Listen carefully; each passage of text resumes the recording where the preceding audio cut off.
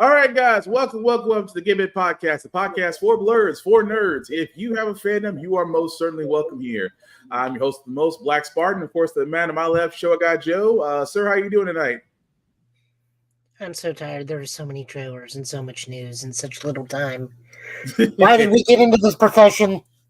Because we love it, and we might slightly just be looking forward to the torture of it. But anyway, together we are the Give It Podcast, guys. And of course, even though we are a little bit more seasoned than usual, we do try to watch our language, but words do fly. At the same time, there may be things that might be shown that might be too intense for younger viewers. So viewer discretion is advised. Aside from that, welcome. So, episode 134, as Joe has said so eloquently, we got a lot of trailers. There's been a lot of news that has happened over the week. And, because we are following Super Bowl Sunday, we do have to start with the best of news because we kind of saw this coming. And honestly, we're not disappointed. What am I talking about? I am talking Twisters. Oh, I got some words for Twister. I got some words for Twister, but I'm talking about Deadpool and Wolverine. And here's the actual teaser trailer, I should say, for Deadpool and Wolverine. Check it out. Happy birthday to you. All right, okay. It's been a challenging few years, for sure, but I'm happy. That is because of each and every one of you. I'm the luckiest man alive. Make a wish, buddy.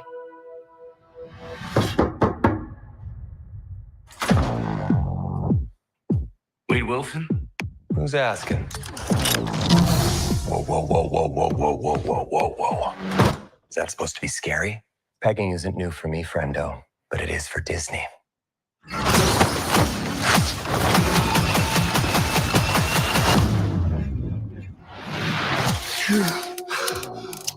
Mr. Wilson, you appear to have soiled yourself while unconscious. I wasn't unconscious. Who are you? Why am I here? Walk with me.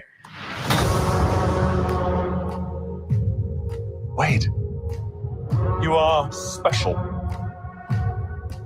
This is your chance to be a hero among heroes. I smell what you're stepping in, Sensei. Your little cinematic universe is about to change forever. I'm the Messiah. I am Marvel Jesus.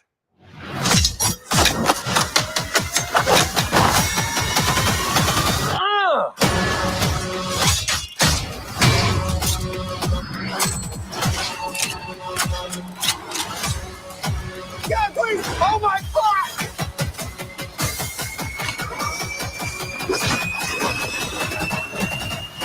God, I love this part. Wait!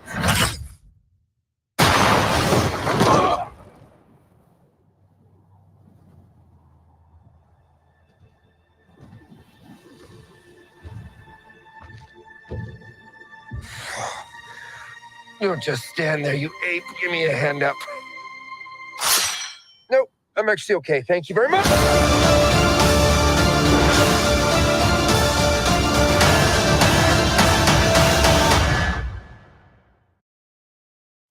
And as you can see, guys, that was the trailer for Deadpool Wolverine.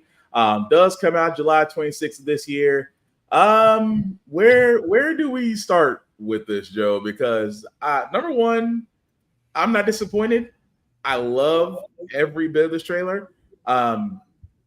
Since Super Bowl Sunday, folks have been trying to go through this trailer almost damn near down to a frame rate by frame rate to find things. Some folks have found Easter eggs. Some folks are speculating. All I can say, guys, is wait till July 26th. I don't have any speculation on how they're going with this, outside of the fact that we do see the TVAs involved. We do see that there may be some multiverse travel afoot. We do see that a lot of the people from Deadpool 2 are actually still back in 3, just because of the events that happened with 2. So also Pyro from X-Men happened to be there. So I don't know, Joe. What do you think? Okay, so there's a lot to unpack on this thing. Honestly, I think this is going to play out like every Deadpool comic, where Deadpool is happy, and then something takes away that happiness, and then shenanigans, and then he gets his happiness. The thing I am noticing about this is I think Vanessa and Wade are over, which is why she called him Buddy and not Babe or anything like that. Okay. And it's because he's like retired from the mercenary life. He's got that horrible hair piece and whatnot, and he is taking the TVA up on Let Me Find the Timeline where we're still happy together. Yeah. Also, at the same time, I also think he is searching for the MC Wolverine and is going to be on the mission to snuff out all the other Wolverines across the multiverse, and what other X-Men may fall, because we very clearly see he's a Madripoor at one point, and Patch, Yeah. which is Wolverine with the eye patch. That's his Madripoor alias. We get Hugh Jackman in the costume that has already been shown. Multiple We see times. that he does have white lenses as the mask. Mhm. We see that there's a wasteland where the Fox logo is half buried under sand. Mhm. Pyro, which is the actual young man who was Pyro in X-Men 2 and 3. Yeah. Original X-Men 2 and 3, not First Class 2 and 3. He is a full-grown adult and with somebody, possibly Toad. Kind of unsure who the other dude in the cloak was. But I he can may do be that. a main villain, or the villain for that universe is Mhm. Pyro's still around. Yeah. This is a lot to unpack here. Also, just to get the comments in, Mont2Stupid615 said, I want to see it now. Whoop-de freaking dude, thank you for watching. This is the first and last trailer that I'm watching. I understand. Just because news, there's always something else that's going to come out and say, hey, this was in the movie, this was in the trailer, or this was in the trailer. What does it mean? I get it. I completely get the whole idea of just waiting for the movie to come out just because we can enjoy it and not analyze it to death. I completely understand that part. But what are you gonna say, Joe? Unfortunately, we don't get that. No. I mean, that's So. Mhm. What else? What else? Yeah, they've been pointing out stuff left and right in this trailer. We're gonna leave that alone. I mean, there's just so many things. Browsers blocked your screen, the icon, blah blah blah. So I mean, yeah, when the I mean, new trailer comes out, of course we'll look at it. We have to look at it. That's the name of our game. Yeah, that's the name of our deal. You're right. But yeah, I mean, just overall, can we honestly say that we're not disappointed because we knew a trailer was coming, but we're not disappointed how Ryan Reynolds did this. Try saying that 5 times fast. We are not disappointed in how Ryan Reynolds did this, but I just love the fact that because he treats Deadpool like his baby, like whatever is associated with it, he's behind it. He makes sure it happens. At the same time, I am honestly not disappointed at all.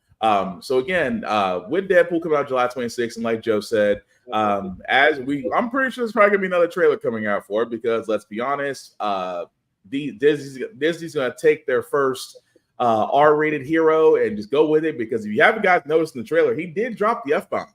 Something that's never been done on a Disney trailer, that the F-bomb was dropped, which I think was very bold of Disney, but at the same time, I'm surprised they let it go.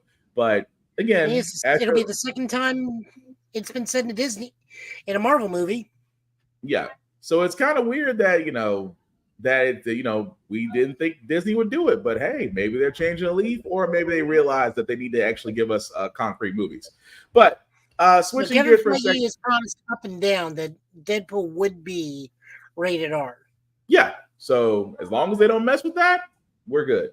But move right along, guys. I guess, like Joe said, we do have trailers. I did want to do this one as well because I, for one, am looking forward to a movie that's based on a play I haven't seen, but I have a good idea out of. What I'm talking about, guys, is the trailer for Wicked. If you haven't seen it, here's the trailer. The best way to bring folks together Something has changed within me. is to give them a real good enemy. You're green. here? Something is not the same. Something just takes over me.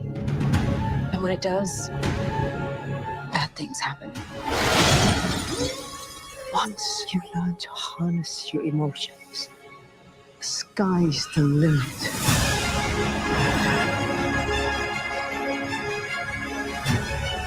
Bring her to me.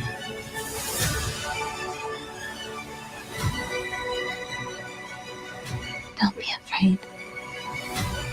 I'm not afraid. It's the wizard who should be afraid of me.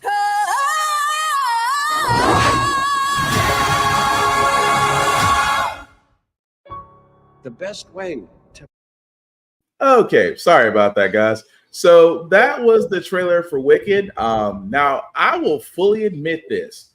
I know it is based on a play. I have never seen it. My sister has seen it, loves it, and I do have a gist of the actual play and what the movie's going to be about. Does this trailer make me want to watch it? Actually, yes. I love the fact. I really do love the fact that, it's certain movies that you don't think you want to watch, that when you watch the trailer, you go, okay, I want to give it a shot. But yeah, I'm down to watch this once it comes to the big screen this Thanksgiving. Joe, your thoughts on that? I'm very confused why this is a 2-part film when the stage play is only an hour and a half and the book is not long enough to substantiate a 2 full-length picture films. Maybe that I would say maybe they're getting back to the old part 1 and part 2. Maybe, like I said, I don't know how to play with go, but there's no point in it. It's like what they did with The Hobbit. And look how well that turned out. Well, The Hobbit. Well, let's be honest. We tell people all the time. There's so much story in The Hobbit that the movies never really covered. But hopefully, to push people to read it, because again, there's a lot more stories in The Hobbit than just the Battle of the Five Armies, the Desolation of Smaug, and No. I mean, like The Hobbit, not everything. You're talking about the overall? Hobbit. No. Okay. I know what you're talking about. Gotcha. Yeah, that's a very small thing that is told in, like, again, an hour and a half, 2 hours, and doesn't need to be multiple movies. This is the same thing. The book is not that big. Mm-hmm. And it's a Broadway play that starts and ends, has its full start, middle, and end in an hour and a half, 2 hours.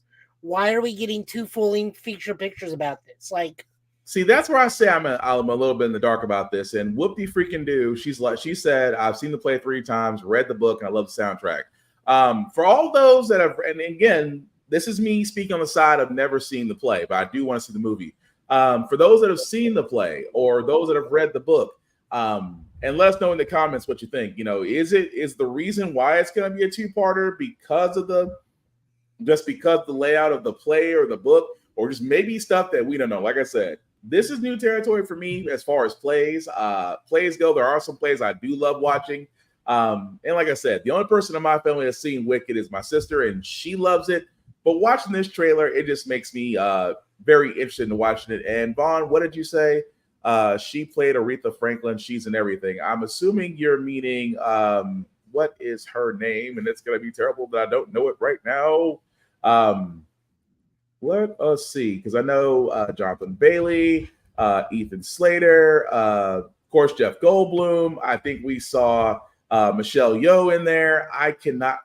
For all those that know that's the person that is playing the main character, please help me out, because apparently I don't know her name, and I apologize for not knowing her name. But for everything else, like I said, it just Erivo? Say it one more time. Cynthia Erivo? We'll go with that. Is that it? I'm gonna go with that because I'm trusting you at the moment. But if it is, and we apologize. But yeah, I can understand that kind of viewpoint. But like I said, we don't know as far as how the play runs, because some plays can run to where it's 2 movies, or maybe you want to give it its full continuity. I don't know, so I try not to assume as much when it does come to plays. But for those that have seen it, like we said, guys, just let us know what you think, and we'll pretty much go from there. But I think Thanksgiving, I think I can honestly say I'm going to watch another play in movie form. I think they're also doing damage control with this trailer now too, because they're very much minimizing the Ariana Grande stuff, considering the hot water she's currently in. Oh, probably so. I mean, we've seen what happens when a certain wrestling organization has to turn around and do the same thing in 86 everybody. So maybe not on the same scale as that damage, but damage control nonetheless. But we'll see. But really quickly, before we get to our next trailer, guys, for all those that are wondering, especially if you're the Mandalorian type, yes, the video game is currently in works. Respawn will be behind it.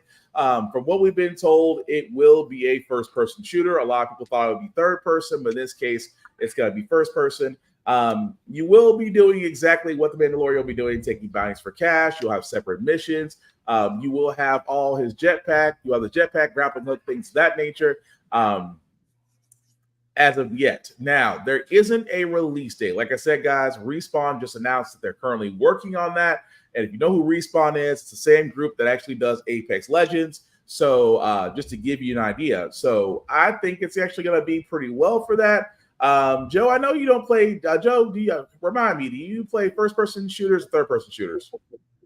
I play first person if it's cyberpunk based, but generally I'm a third-person shooter, and because this is not a third-person shooter, my interest is now greatly diminished by 50%. Fair enough. I would... Go ahead. Oh, Joe, you muted yourself. Sorry. Try again. There we go. All right, what were you saying beforehand before you got muted? I was saying, it doesn't make sense that it's first person, considering Mandalorian can be possibly doing a lot of platforming and whatnot, kind of like a Cal Kestis game, and this really should be a third person game. Well, it's in early development, so I'd probably say they either give you the option or they would switch it. Kind of like what they did with Resident Evil. Like they install a third person. They installed a third person shooter in Resident Evil in a village. So that, or just mod Yoshi's Island to make it where it's Yoshi is Mando and Grogu is Baby Mario, and just keep everything going instead of firing eggs or shooting blaster pistols. Yeah, possibly. But like I said, we'll see as that comes along, guys. We probably won't expect any news, honestly, about that till maybe some of our games next year. But again, we'll see. Now, the next trailer that we do got, guys, I'm gonna be honest. I'm not really too blown away by it. No pun intended. At the same time, I'm wondering why we need it, because Hollywood seems like to recycle old ideas. We're not talking about Roadhouse, guys. We're talking about Twisters. If you haven't seen the trailer, here it is.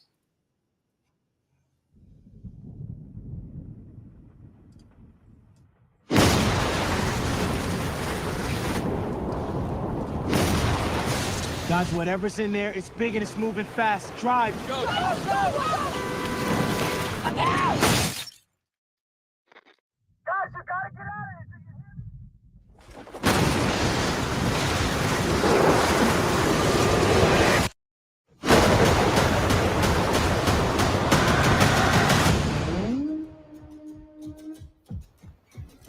Tyler Owens calls himself a tornado wrangler. If you feel it, chase it! I said if you feel it, chase it! All right, here we go.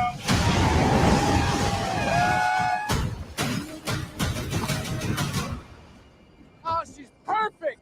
She's gorgeous. You thought you could destroy a tornado. We never had a chance. You want one?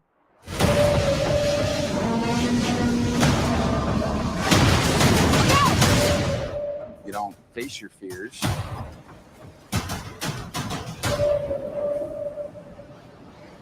You ride them.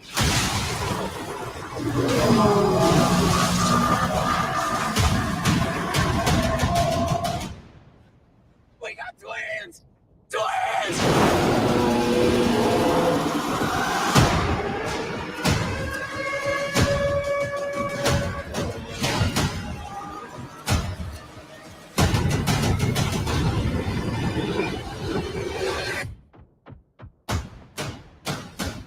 that it? Nope.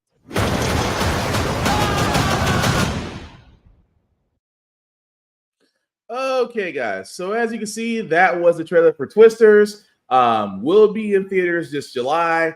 If you're wondering, yes, it might be a ode homage to the original 1996 movie that had Helen Hunt and Bill Paxton in it. Will we watch it? I'm gonna be honest. I don't know. And the reason why I don't know is because I mean Hollywood has this thing about regurgitating movies. Some are good, some are bad. I don't know about this one because number one, first off, to be a storm chaser is freaking crazy. Number two, to make a movie about it and make it interesting, which Twisters in 96 did do.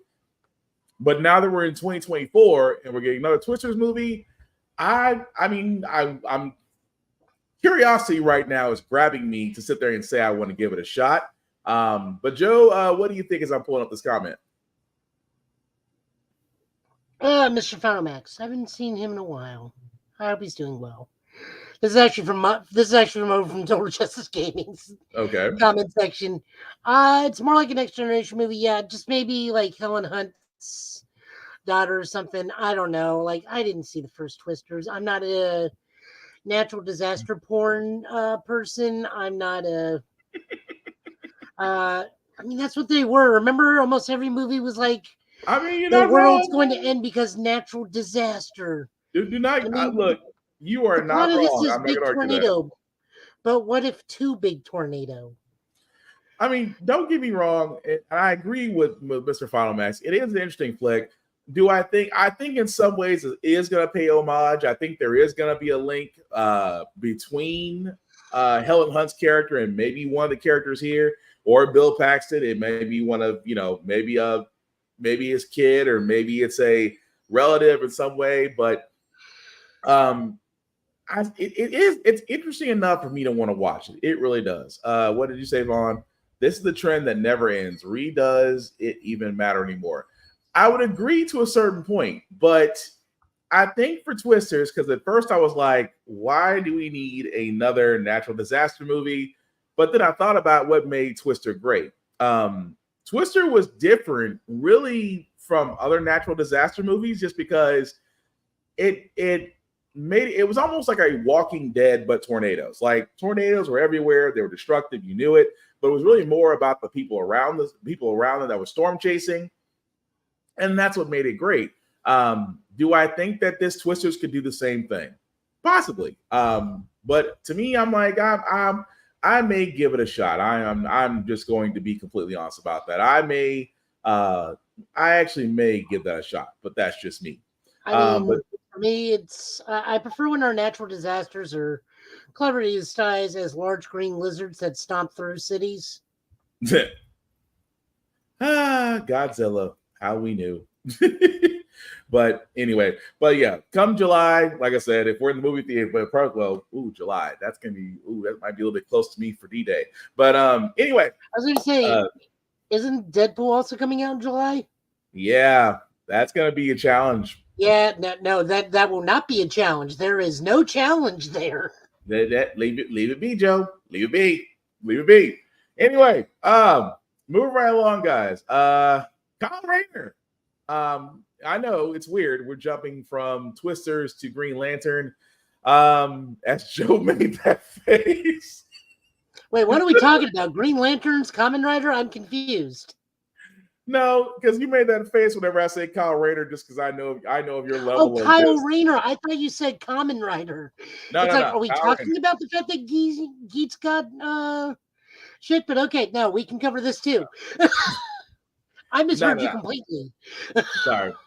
No, I am talking about the fact that for the Green Lantern, he has actually not been a lot of things. So there is a swelling of people asking, when are we going to see the most, I won't say the most famous Green Lantern, but a known Green Lantern in the comics.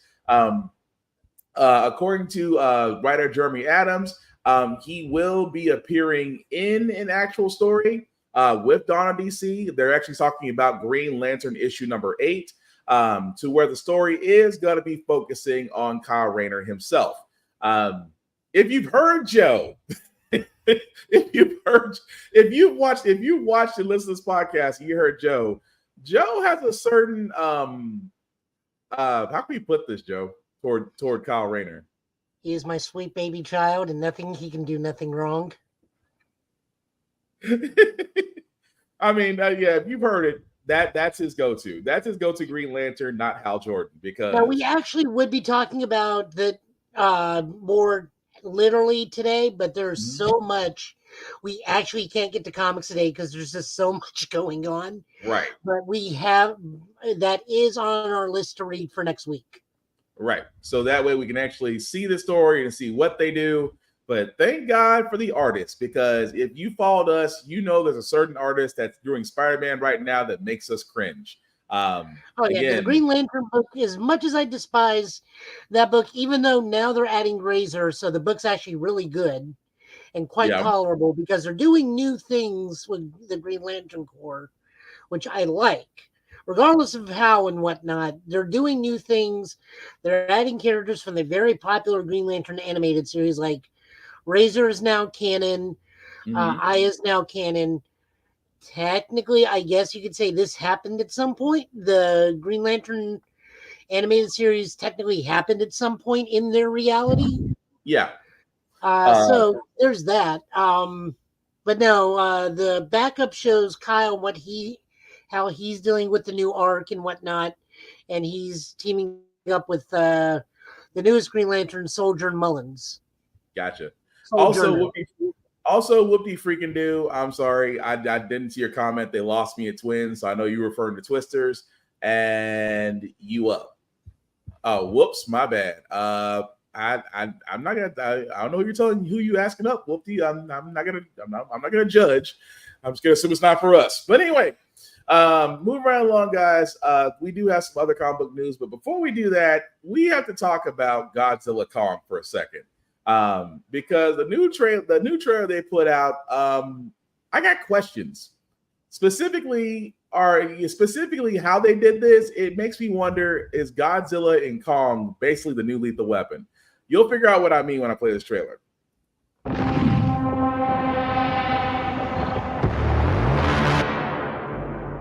For centuries, there was harmony.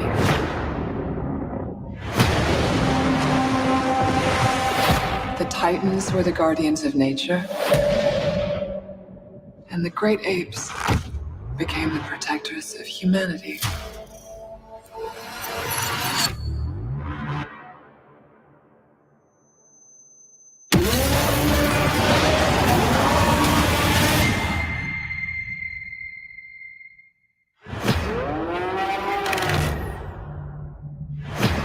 We've discovered a signal. She can feel it. Kong, Godzilla, they can feel it too. Something is coming. Something even they're afraid of. You feel like going for a ride? Thought you'd never ask. Just try not to swallow your tongue. What? Oh my God!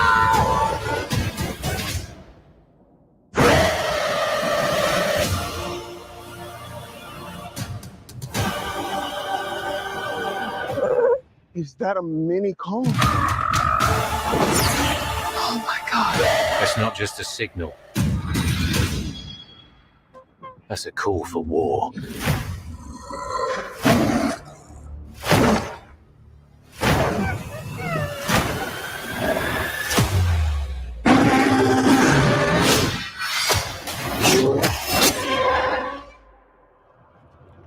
What is that?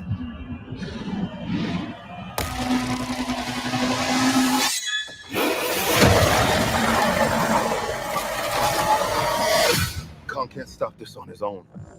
He won't be alone.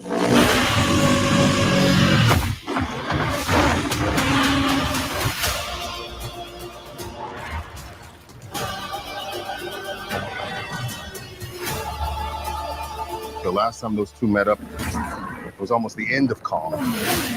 They don't have to like each other. We just have to work together. Now I have seen everything.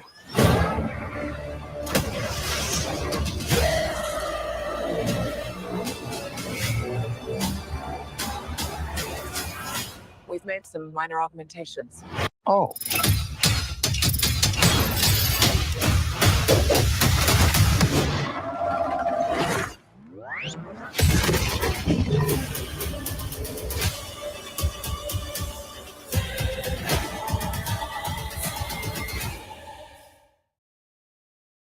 Okay, real quick. Do you know how angry you got to be to literally throw half a skyscraper at somebody? Wow. Guys, as you see right there, that was the trailer for Godzilla Kong: The New Empire. Will be coming out March 29th, which actually is my son's birthday. Yeah, that's Obi's birthday. 29th. Well, actually, no, his birthday's the 25th, so it's actually 4 days after that. My bad. But no, Joe, I gotta ask because again, I have to agree with Mr. Final Max. Kong with Power Fist is kind of dope. I was gonna call him Gundam Kong because I'm like, I need to see the rest of the armor. I'm digging that. I'm with you on that, Mr. Final Max. I'm not gonna lie. Also, you and Corey Kelvin think alike. He called this a buddy cop movie. I think. Look, you have. But we just need to know which one is sitting on the toilet bomb, so we for sure know which one is Murtaugh and which one is the other one. Right. So it's like it is kind of that because you have two. You basically have two. I won't even call them enemies, but they're basically rivals. They can't stand each other. They will fight each other. Doofenshmirtz and Perry the Platypus. Yeah, let's go with that. But it's interesting how they're doing this against the Scar King, which I love that. And again, kind of giving Kong. I'm not saying giving Kong weaponry is not going to happen because let's be honest. Godzilla doesn't need it. Although for all those are wondering, it's like, why is he pink? Do a quick Google search on how radiation works. You'll understand it's a color spectrum that goes with it. Yeah, it also explains why he has an can produce an EMP wave in this one. Apparently, Godzilla just has like different modes now. Now he can be burning Godzilla. Now he can be Electro Godzilla. I'm not against that. Godzilla. But honestly, I'm not against that though. I'm really not against the fact that Godzilla always has another power. It doesn't make him seem like he's Goku. So I can't knock him too much for that. Whoopie freaking do. This trailer, I don't hate it. Hey, I am a Godzilla fan. I'm just gonna be honest. A Godzilla King Kong fan ever since the -1 series, and of course Skull Island, which again was still a great way to reboot Kong. But for this one, because it is New Empire, because they do have a common enemy, and Godzilla got upgrades, I'm not knocking it. I want to watch it. But Joe, any thoughts on that? My only issue with this is the human characters. I do not care about the legendary human. Well, let me rephrase that. I do not care about your human character cast unless they are the cast from Monarch, the Apple series. I don't know why we need more carryover cast than the last two ones. Like, I understand the little girl from the Lost Tribe. She's necessary. I completely understand her. Yeah. I don't understand why anybody else is in this film, and her caretaker. Maybe. I don't understand why anybody else is in this film. We do not care about the comedic styles of this one dude, the conspiracy theory dude. We're here for. Well, actually, I'm gonna not to cut you off. I kind of like him. I do like Tyree Henry actually getting his role. Oh, I don't mind him as a person, but in this film, when you're no longer a conspiracy nut because everything your thing is proven, your arc's done. Why are you here? Well, that is true. It's what is he an expert now, or is he like Tyrese in Transformers? He just happens to show up. He just happens to. I think he's just there to scream at this point. Like, and again, I like the actor. He's fantastic in everything he does. But his character in the last movie was it's all conspiracy. Yeah, and then they proved he was right. Yeah, his story's done. Why is he back? No, I completely agree. I want to see where I do want to see what his character will be like. I'm just really surprised at the characters from Godzilla versus Kong and the Godzilla before this those two sets of characters are gone. And it's like, did we just end their stories back on the previous movie, or are we starting anew? I just don't think Millie Bobby Brown pulls in as much as she does, or it could be a conflict of scheduling with the newest, what's it called, Stranger Things? Yeah. Oh, Stranger Things needs to wrap up. Them kids are damn near teenage. Them kids are damn near adults now. So they had to hurry up and film the last season of Stranger Things because those guys are not kids anymore. But also, Joko Godzilla power. That's just the Green Ranger power, Vaughn. We called him Dragon Caesar for a reason in Japan. But I'm sorry, I just had a really bad Power Ranger joke behind that. Anyway, from the comic? Yeah, I just had a really bad Godzilla joke from that. But let me leave that alone. They're keeping Arctic Blast Godzilla out of this, which is what the other monster is. That is a good question. That is a fair point. But maybe, I don't know. Maybe we'll see. But before we get to our next show, guys, just some quick news and also covering Fantastic Four. The quick news itself that I wanted to get to before we get to the Fantastic Forecasting is that casting. I made it sound like it was a weather report. So Marvel and DC, remember the crossover? You guys remember? I guess if you were me or Joe's age or of the associated people that are watching, we certainly appreciate it. You guys probably remember that at one point, DC and Marvel actually had crossover episodes. One between Superman and Spider-Man, Batman and Daredevil, Justice League versus the Avengers. The beauty part about this is they are basically going to go now and reprint all of those. So the entire DC versus Marvel omnibus, that's from, I want to say, from 1976 all the way to 2000. All of those are being reprinted. And if you don't have them as a comic book collector like myself and Joe, it's a golden time. Because like I said, when I tell you guys, for all those that don't know, there was a comic, like I talked about, between Spider-Man and Superman. You had Batman and Daredevil. You had Batman, Captain America. You had Batman and Punisher. You had Darkseid versus Galactus, Green Lantern versus Silver Surfer, Unholy Alliances, Incredible Hulk versus Superman. Marvel and DC present the Uncanny X-Men and the new Teen Titans, Silver Surfer Superman. And again, I can keep going down the line. Like when I tell you guys, there are so many crossovers, and this is just a small list that they're showing right there. Like, again, I'll be all night if we go all over it. But the fact that each of these are being reprinted makes me want to go out there and collect them. And again, as a person that loves crossover issues, between Marvel and DC, I am digging this. But Joe, any thoughts on this? Oh, I'm especially looking forward to the Amalgam Universe. I was big into that because we had such wonderfully edgy characters as Dark Claw and Sparrow, and Super Soldier and Spider Boy, where it was Ben Reilly and Connor Kent fused together. Yeah. With Perry White being the new editor of the Daily Bugle. And go down because they actually have a list of almost everybody. Oh yeah, they have like what are some of the goofier ones? Lobo Duck, the Duck, Iron Lantern, and the most laziest one of all, Doctor Strange and Dr. Fate fusing into Doctor Strange Fate. Yeah. So it's when I tell you guys, and again, this is why we keep saying all the time, support your local comic book stores because I believe these will be reprinted or available from DC and Marvel August the 6th. So you got some time, guys, to definitely get that. So definitely check out your local comic book stores come August the 6th for those issues. Again, get them while you can because there's no telling when we're actually going to get another chance like this, especially from a comic book collecting side of it. The other reason they're doing this is they want to see if the market's out there to actually cross over. Because what I don't think some people realize is the writers currently staffed in both DC and Marvel are our age. Now, the editorial is something completely different. I can't help you with that. Yeah. But they are the same age as us, meaning they grew up with the Amalgam Universe. And if you look at the comic industry as much as we look at it and as what do? We see writers jumping back and forth all the time between the big two. Sometimes over in IDW and Image as well. They are all friends in the grand scheme of things. Like not some of them are buddy, some of them are acquaintances, but some of them are pretty good friends. they can make amalgam happen again now because they all know each other to a degree.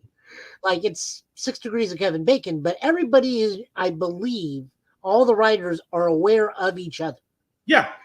So again, your Chip Zdarsky knows your Josh Williamson, who knows your Jed McKay, who knows your Dan Slott, who knows your Zeb Wells, who knows your David Warren Johnson, and we can keep going on and on and on, but everybody's there. The only thing that we got to prove to them is we want this, and then editorial will have to listen to us because we're going to be buying the books, and then we get Dark Claw 2 or New Dark Claw, where it's a fusion of Huntress and Laura, or I don't know.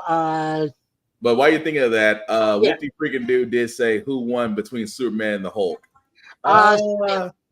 That, did we ever get a solid answer? No, to that? it was Superman because we were dealing with Doc Green's. It was Doc Green Hulk at that point. Oh, right. Now we have not come up with the other Hulks at this point. I think the other Hulks may be a bit of a different thing for Superman because Superman is greatly depowered from that point. Yeah. And we have stuff like the Immortal Hulk and World Breaker now in our grab bag of Hulks. That's true. But anyway, guys, different thing now. Yeah, but like I said, August 6th, it's a great time. Please support your local comic book stores because again, as Joe said, our dollar determines if we get more of this. What do you say? America won in that fight. He did not. Batman fought dirty and beat Captain America. That he did. And I still respect that. And you know what the funny part is? Cap kind of respected him for it. Kind of. But that's a story for another day. Move right along, guys. We do have the main star that'll be in the new Karate Kid movie. That does star Ralph Macchio and Jackie Chan. The man that you see right there will be basically the new Karate Kid. And forgive me if I don't get his name right. So Ben Wong. Thank you. Ben Wong. Thank you. That's the name I was looking for. If you noticed him, he was actually in American Born Chinese. Also a good show on Disney before they decided to. Did Disney cancel American Born Chinese? Yeah, it got canceled. I don't know why. They were setting up for season 2. Okay, because I thought it had a good first season. But anyway, check it out on Disney Plus if you get a chance. But he actually is going to be the main character in the new Karate Kid movie. I'm looking forward to it. I know some people had some qualms with the Jackie Chan and the Jaden Smith version, and of course Ralph Macchio coming back, even though Cobra Kai will have its 6th and final season on Netflix. To be kind of honest, after watching his character, I got nothing against it. I kind of want to see what they do with this Karate Kid movie, having Mr. Han and the original Karate Kid back. So I'm all for it. I don't think it's a bad casting. What do you think about, Joe?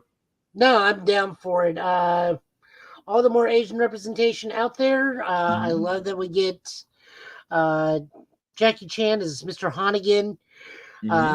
Teach us to be able to put on our jackets and take them back off and then put them back on it again. It'll just be like protecting Tennessee weather all over again. Ain't that the truth? I have no idea how this plays into the timeline of Cobra Kai, though. But I mean, I'm sure they'll drop like some sort of hint. I have to think it's probably post that, just because it's kind of actually that might be wrong. You actually may have a point. That is a good question. How would that fall with the Cobra Kai timeline? Because that's current. Geek by Heart. Hey, Lenny said that the Jaden Smith wasn't that bad. It wasn't that it was bad, it's that it was poorly named. It's not doing karate, it's kung fu. They're two different styles.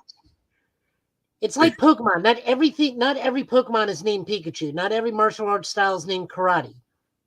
I never could take Jaden Smith that well as an actor. That's just me. But again, guys, like we said, he's not horrible. You just don't pair him with his dad. That's all. No argument there. Even though Will Smith, incredible actor, let's be honest, it's just that when it comes to his children, but also I forgot that M. Night Shyamalan directed that movie, so there's also bad parts there.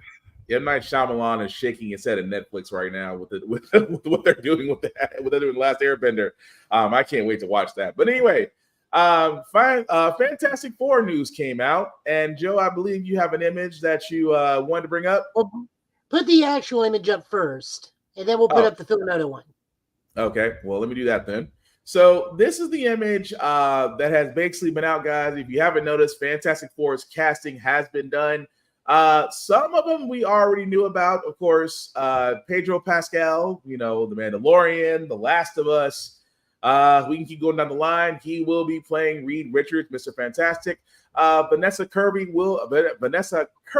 my apologies, will be taking on the role of the Invisible Woman, Sue Storm.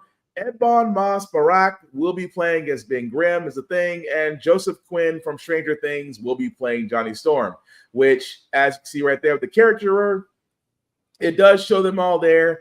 Now, for a lot of people that are wondering about the movie, from what we've been told, it will start in the 60s, considering the fact that if you look at how the drawing, the art form, the robot, the magazine that Grimm is holding, as long as with the astronaut picture in the background, this looks like it's going to be set up during the 60s. Now, I know for a lot of people, we're kind of wondering how this sets up with the current MCU. It could be a fast forward play. It could be a time where, as we know, on our other podcast on Blurred's Eye View, some colleagues and I were kind of discussing how they can actually set this up. But let's just be happy we have a casting for Fantastic Four right now, and I am not mad about anybody that was picked. I think these are all great picks. Even though Mr. Krasinski did give us a wonderful Reed Richards, but I can understand that was multiverse, therefore it was possible to do that. But I'm not against Pedro Pascal playing on Reed Richards or anybody else for that matter. But Joe, what do you think? Oh no, I'm loving it. I am loving it. It is okay with this. Here's the problem, though.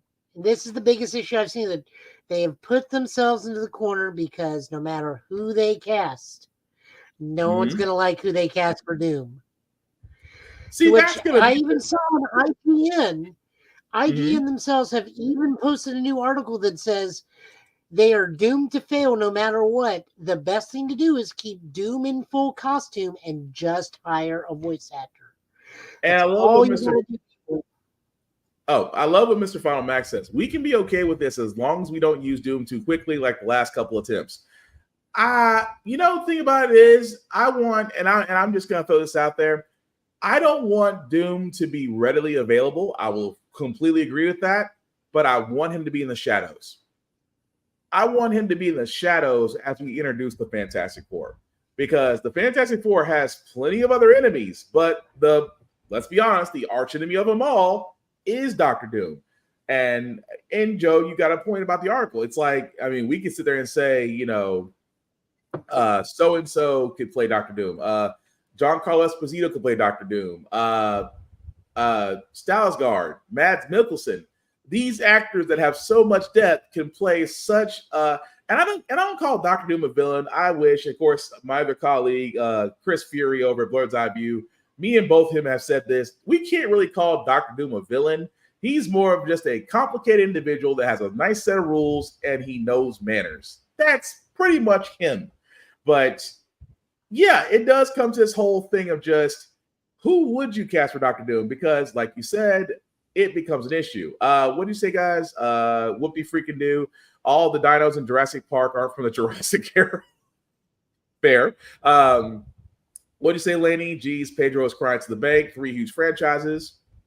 Whoopie freaking do did ask, who would you cast for Dr. Doom, though? And, of course, Mads Mikkelsen would be a solid choice. That would be me or Giancarlo Esposito but then I thought about it.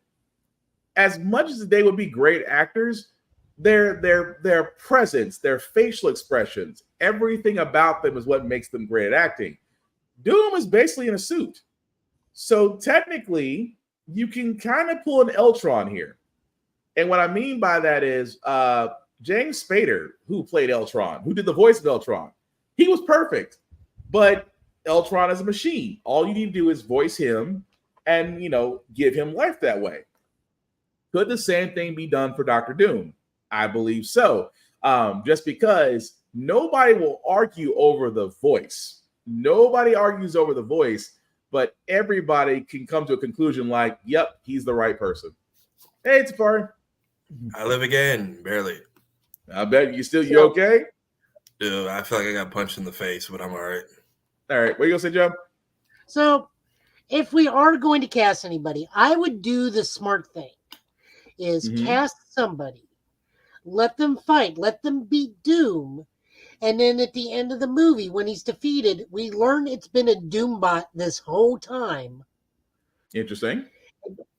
And then we cut to the real Doom, and he's either healing, or he's frozen, or he's in some sort of ensorcelled state, or something. Let it be like once played the writer who broke up the Rockefeller. Okay.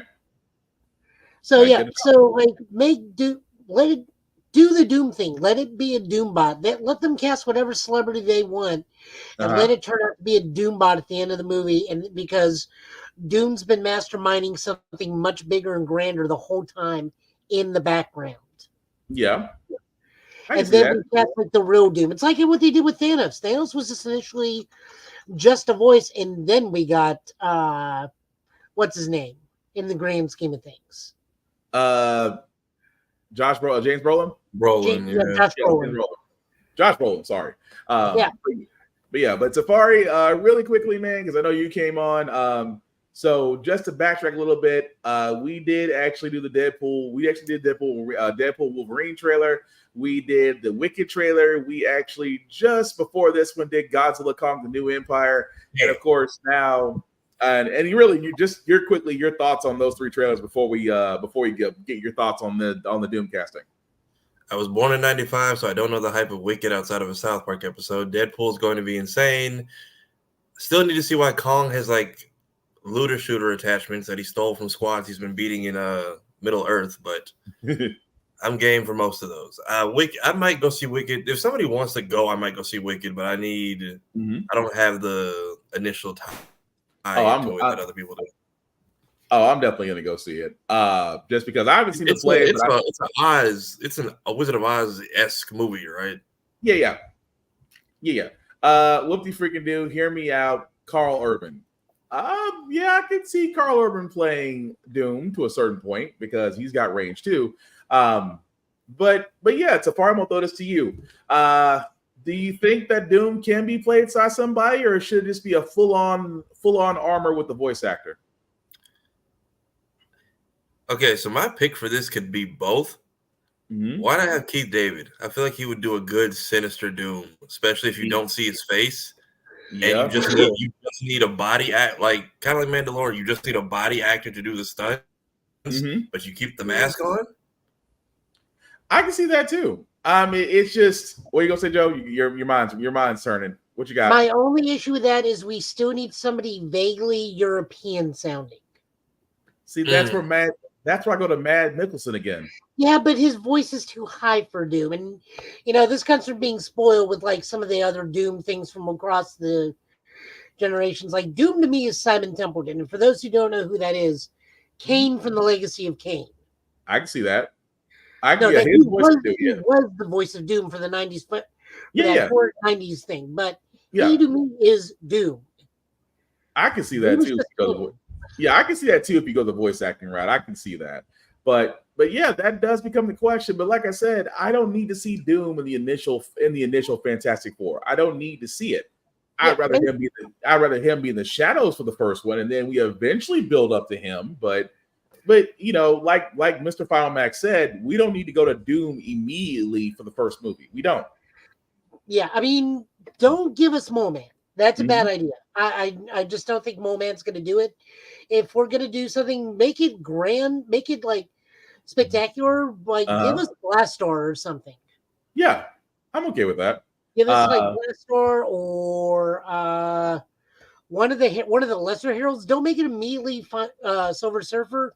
Maybe like Skyrider or Firelord or even better. Here's how you get it. You just make them fight Terrax. There you go.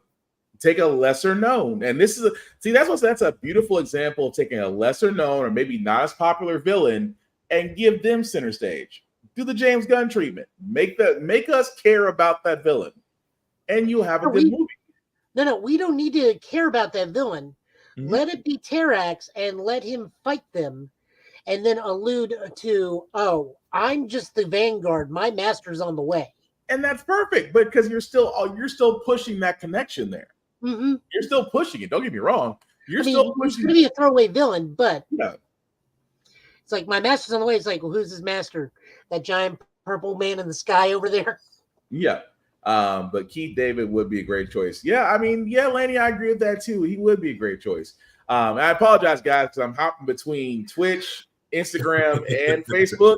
So if it looks like I'm going across all three screens, because I do love the Doombot bit, because that was basically like Doom all throughout the run of the Ultimate Spider-Man cartoon. Was they thought they would beat him, and then it was a Doombot, and Fury was like, "You all would be dead if that was the real Doom. Don't go over there anymore." Right. If it wasn't for the fact that he was dead, Ed Asner.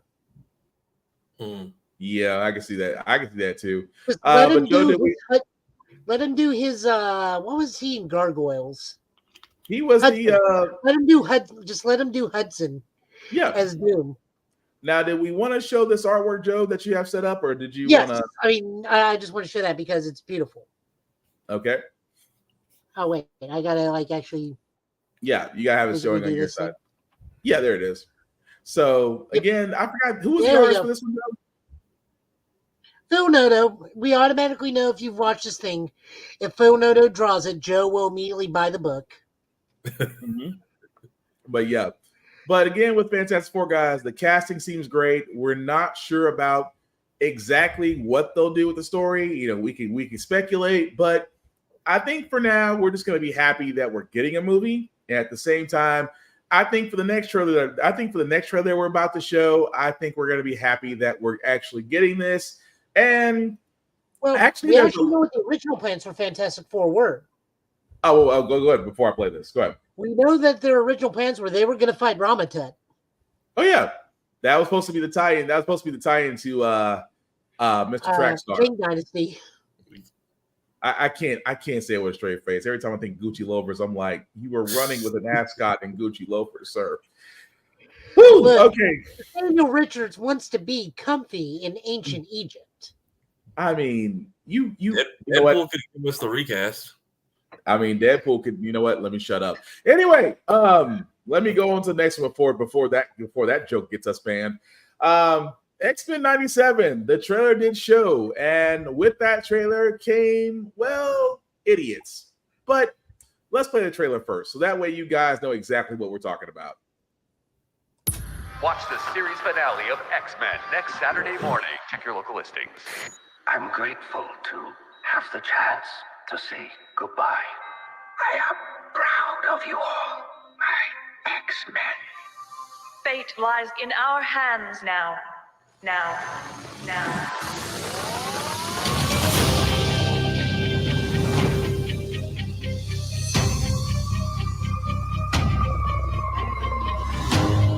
We have to stay vigilant. The professor entrusted us with his dream. No matter how dark it is, we must believe in each other.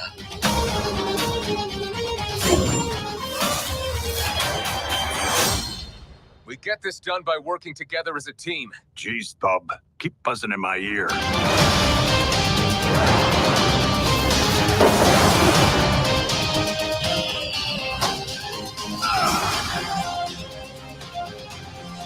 Heads up!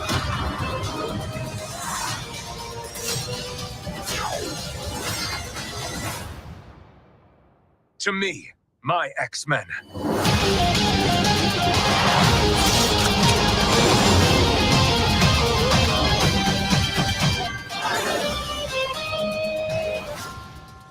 Magneto.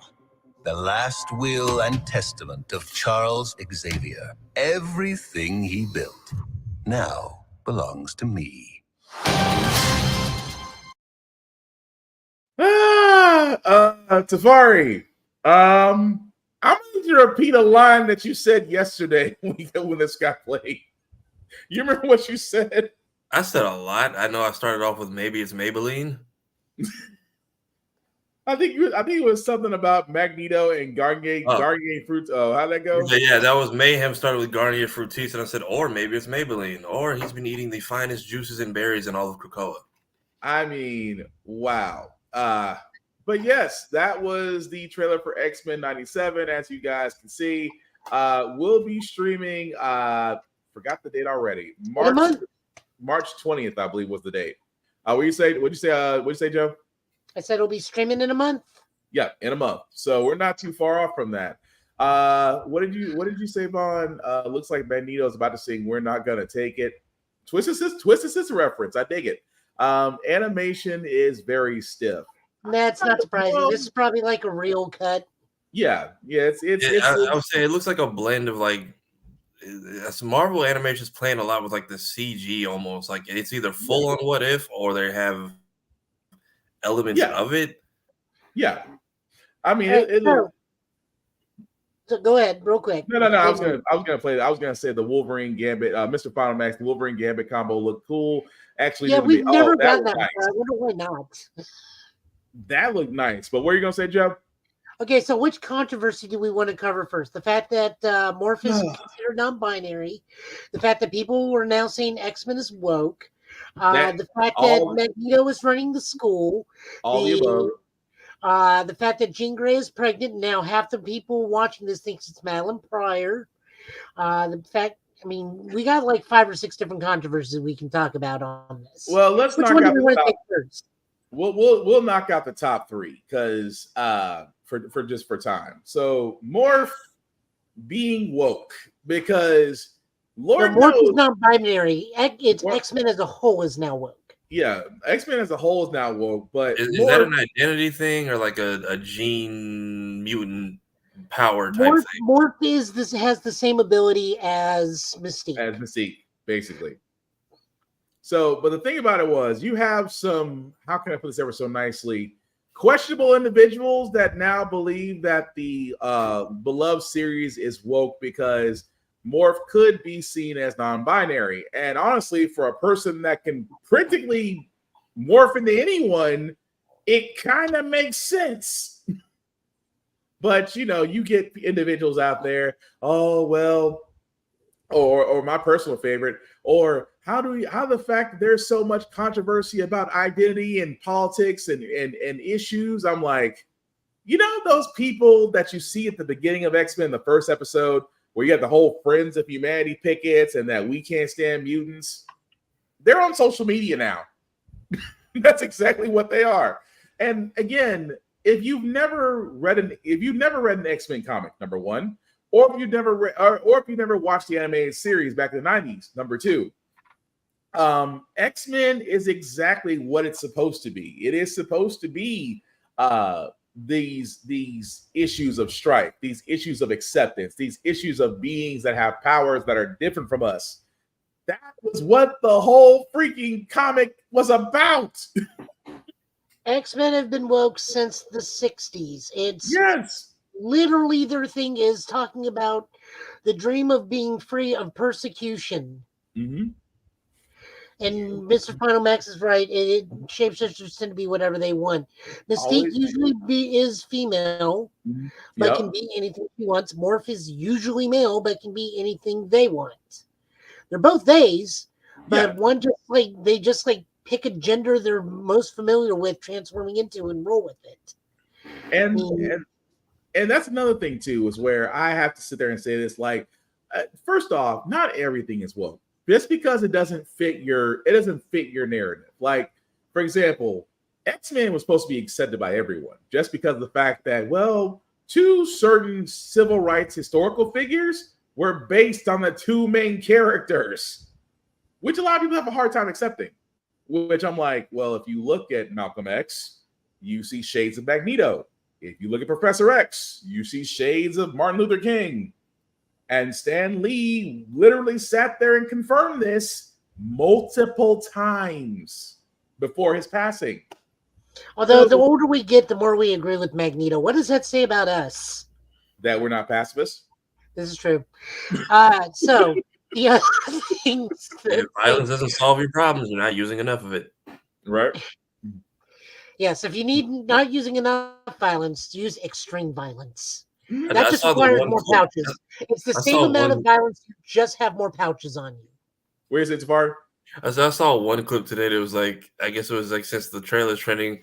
Remember that time Charles and Magneto got into a fight? He made Magneto relive the Holocaust. Yeah, that was kind of petty. Oh, That yeah. was the one. That was the one time Professor X kind of fought dirty. He really fought dirty. Yeah, on one of your people is a Holocaust survivor, so also that. Look, And in the end, and this has been said before, and I've made this joke before, the X-Men is just basically down to it's a messy breakup between Magneto and Charles, and everybody's caught in the fallout.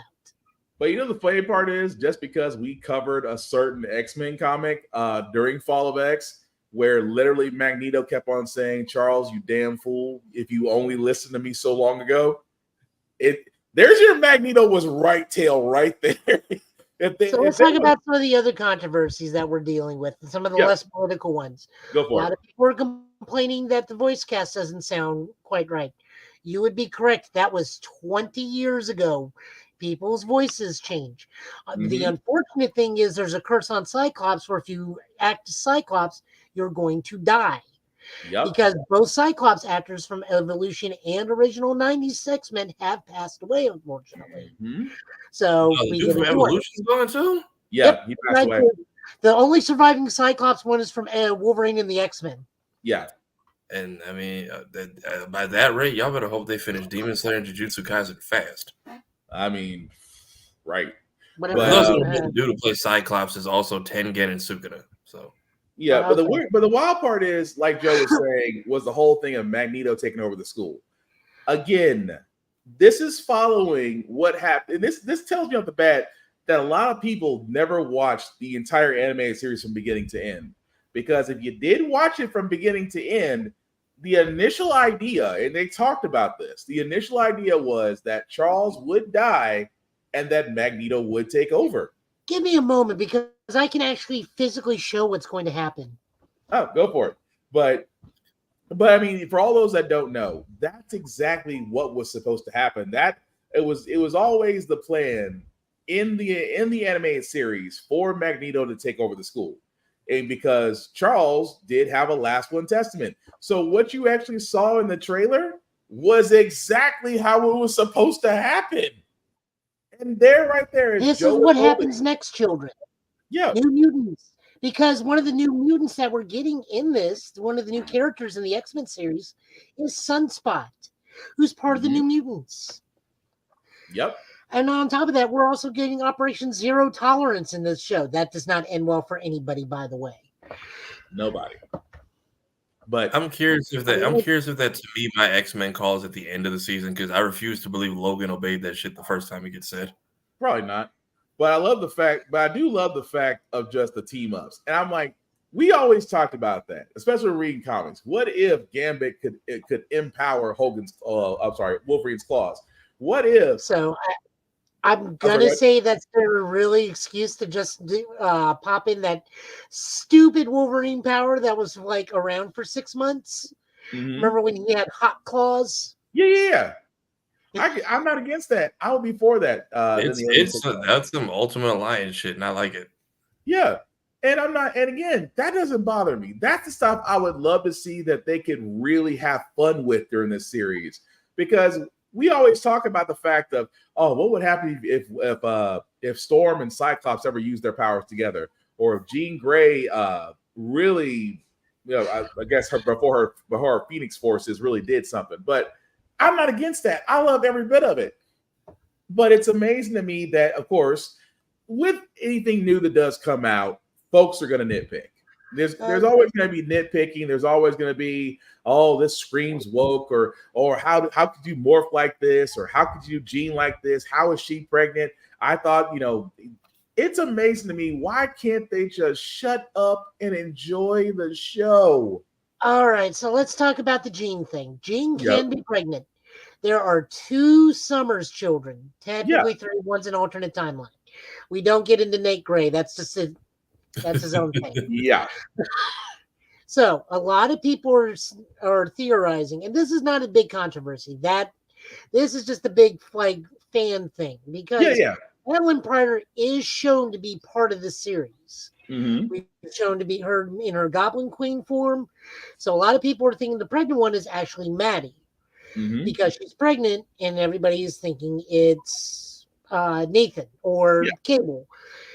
For those unaware, Scott and Jean do have a different child together, which is Rachel Summers, woman with too many code names. She grows up to be on Excalibur and whatnot. Yeah. Currently, she's dating Captain Britain in the comics. So Jean could be pregnant with Rachel, or hear me out. The cartoon is its own universe, and she is pregnant with Cable. Either way, who cares? Right. Either way, it's a nice setup. But Safari, what are your thoughts on all this with X-Men? No, we got one more controversy. Oh, I'm sorry. Go ahead. Which is the biggest controversy that has struck the internet: the flattening of Rogue's butt. Oh, I've seen people saying that, but I'm just like, I didn't get to properly experience That this is right, people. You've heard it here. Rogue has been depowered. Give him a moment. I got him on this one. That Marvel post-production, I tell you. Oh, I there's a joke there that I just can't say. I'm just gonna be like, oh, all I'm gonna say is Rogue took some Slim Jims and then got depowered. All I'm gonna sit there and say is, if midway through the season a figure changes, something got said. I'm gonna leave it at that. But Safari, real quick, your thoughts on X-Men 97, sir? Yeah, I'm gonna try to go back and watch the original show because I never had like full access to it growing up. So we only got, when Disney would put stuff on Jetix to promote whatever Fox Marvel movie was coming out with a tie-in. Yeah. So I saw like the Phoenix saga. I didn't know Charles died. I fully thought up until this point that was him in like Multiverse of Madness. Oh no, Sorry, I'm going to be really honest with you. When you go watch it, when the animation changes to the point where it feels like a truck hit you, stop watching. Yeah, you'll know it when you see it. Trust me, you'll know. I know they did the same thing with the new Avengers cartoon. 3 and 4 and 5 seasons look like a whole different. No. We're not talking about like that. Like there is a vast change in animation. Yeah, it's when we say night and day, we mean night and day. Like you'll think something wrong. You'll think something's wrong with your TV, or you'll think something's wrong with your mom.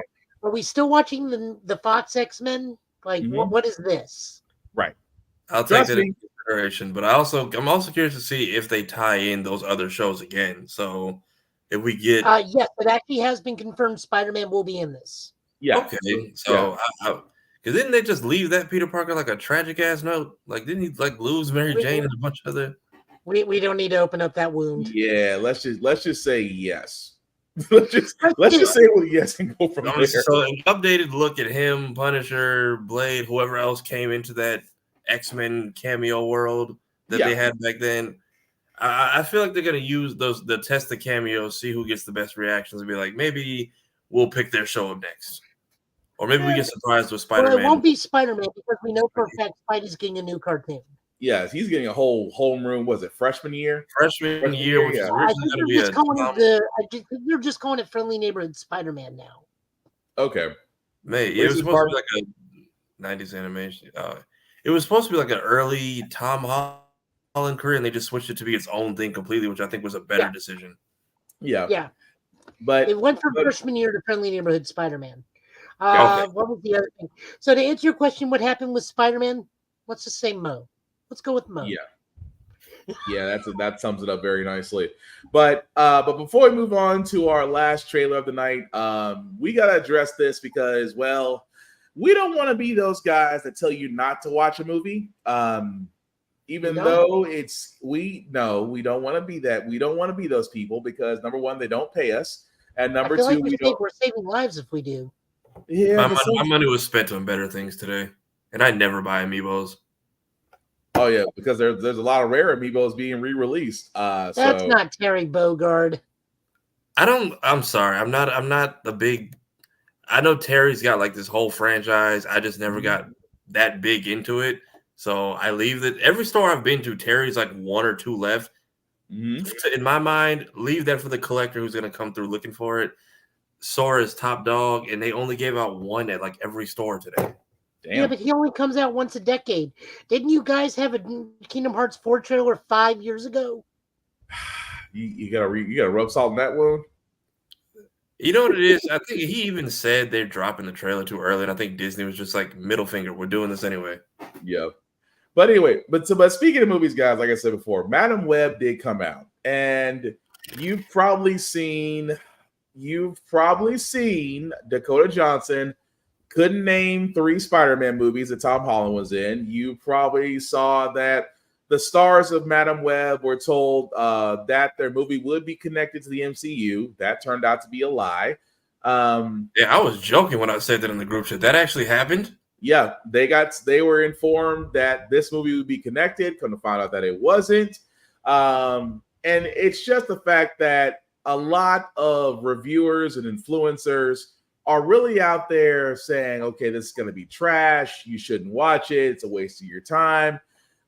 We here at Get Big, guys, we're going to be completely honest with you. Between myself, Joe, and Safari, we never claim to be experts. We never claim to be critics. We never claim to be anything but guys who love fandoms and want to talk about their fandoms with you and everyone else that's within the sound of our voice and is watching their screens. That being said, me and Joe and Safari did all give our impressions of Madam Web, and it kind of felt like Sony kept on going back to the whole, we're going to keep trying to create a Spider-Man universe without Spider-Man and see how that works. It doesn't. It's been proven that it doesn't. But that being said, we don't want to fall into this trap of, oh, it's trash, you shouldn't go see it, and review bomb it, and negative bomb it, and Rotten Tomatoes it. We don't want to do that. We will give our opinions. Our opinions are, everybody has an opinion. You can choose to listen to it or not. It's up to you. But at the same time, there are a handful of people out there that said they did like Madam Web. Okay, good for you.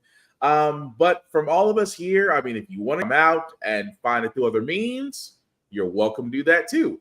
But yeah, we can't review bomb, and we're not going to deter people from watching it because, again, some people, to be quite honest, some people liked Venom. Some people liked the second Venom movie, and even though it had a massive plot hole issue, some people did enjoy it. Some people actually even enjoyed Morbius to a certain extent, even though for a lot of us that's considered a dumpster fire. What we're basically saying here, guys, is just that don't trash it. Don't trash it to the point to where people who just want to see it want to go see it. Sometimes you gotta let people find that out on their own. But guys, anything you want to add more to that?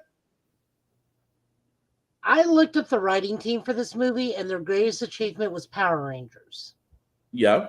Which the Power Ranger movie was not bad, but also it's not exactly high art. Their other film credits were Morbius and Gods of Egypt. Yeah. So I understand the whole not yet, but again, it's the whole idea of just, again, the premise of Madam Web actually being the alternate version, not the one we remember in the wheelchair from the animated series. The fact that it didn't feel like, and again, I think what Sony's issue is going to wind up doing is what Marvel figured out from the last couple of movies. You basically just pumped out movies without substance, without storylines, and without thought. So I think Sony is one of those. I think Sony right now is playing the game of insanity to me. But what do you guys think? If it was me, Dakota Fanning, an honest to God, or Dakota Johnson. Which one is this one? Which Dakota am I talking about? Thank you. Dakota Johnson. Sorry, guys. There's actually quite a bit of Dakotas. I grew up with Fanning. I was from the Twilight era, so I get it. Yeah. Okay. There we go. So I'm vindicated. I'm vindicated. I would have actually casted her as a Jessica Drew Spider-Woman and linked this into like her trying to be a double agent for S.H.I.E.L.D. and Hydra and slowly bring back those plot lines into the MCU. Yeah. Or working with Fury in Saber, and then trying to root out a Hydra cell that's trying to rise back up, or AIM, or whatever. But you can make it, and I think she would do a good Jessica Drew. I honest to God do. I can see that. What about you, Tafari? I'm guessing the check from Sony bounced because I've seen them review movies terribly. I've never seen Rotten Tomatoes do a whole hit piece on the entire writing team and everything they've made. That was a new one. Like that was a very personal attack on a movie that was already not going to do well. No, I mean, I can understand that too, but it's just like, for me, and I know, like I said before, we watched before, and what did my File Max say? Gods of Egypt is a guilty pleasure film. I mean, hey, if you like it, you like it. I can't knock you for that. And Dodge Dakota. Spider-Verse might be nice, and when they do the web of like connected stories, they're probably in the room right now like, son of a bitch, we got to write this shit in. They'll put her in her own little hectagon story, like, and that happened over there. We've addressed it. We're not touching it again. And we're gonna leave it there, and the whole thing, we're gonna leave it there. I can see that. But again, guys, just to put a nice little bow on it, if you want to go see Madam Web, feel free. Just like we said, I hope that Sony learns from this. I don't think it's going to happen anytime soon, but because they still have Kraven and I think another movie they want to do, so I think they just figured, hey, we're just going to keep doing this until we become Warner Brothers, I guess. But that, or they might get the Warner Brothers treatment where there's like, isn't there like court stuff on Warner Brothers? Like, hey, stop shelving movies and telling people they're going to be full-fledged productions, because if they find out they keep bringing people in with MCU ties and then they yank all of it like 2 weeks before the movie comes out. Morbius had all the Spider-Man stuff taken out like apparently 2 weeks before it came out publicly. Yeah. So it was even the actors were like, but you left, we just left, I'm blanking on the name. We just left Michael Keaton over there apparently. Oh yeah, it was a dumpster fire. And apparently he's filmed some other stuff as Vulture and we don't know what that is yet. But actually, he was a good Vulture though, which is still crazy. But anywho, like we said, however you want to cut the mustard on that. If you want to spend your money and enjoy yourself, hopefully that you do. Invincible season 2, part 2. The trailer came out just yesterday. And before we play this, guys, understand Invincible is not a kid's show. I cannot stress this enough. It is not a kid's show. So again, the trailer that we are showing is in its full gority. Viewer discretion has been advised. We're not the best superhero team on the planet. We're a family. And like any family, we're all messed up in our own unique way. We go around saving lives while ruining them at the same time. We will rebuild more. Count on that. Your people must need your strength. I'm sure they got it covered. Behold, omnipotence tremble before my unlimited power! No. Mark, I need you to go to space again. What? I just got back. We got a ship full of those Sequid things coming in hot. If they get their tentacles on the Earth, they'll be pulling our strings forever. We told you we were too powerful. I guess we're all fucked. How did a mere moment on Earth turn you into a weak, sentimental traitor? Answer me! What's the occasion for such a fine suit? I'm visiting an old friend. It is good to be home. Die fast, assholes! My pizza's getting cold. Your family's legacy is blood.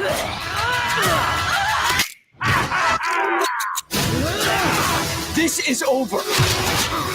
I'll never let anyone ever hurt my family!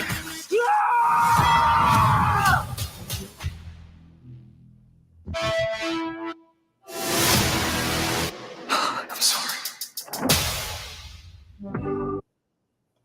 And as you can see, guys, that was the trailer for Invincible Season 2, Part 2, because during COVID, they did actually have to split the series because actually it was COVID and the writer's strike. So I apologize. It was two things.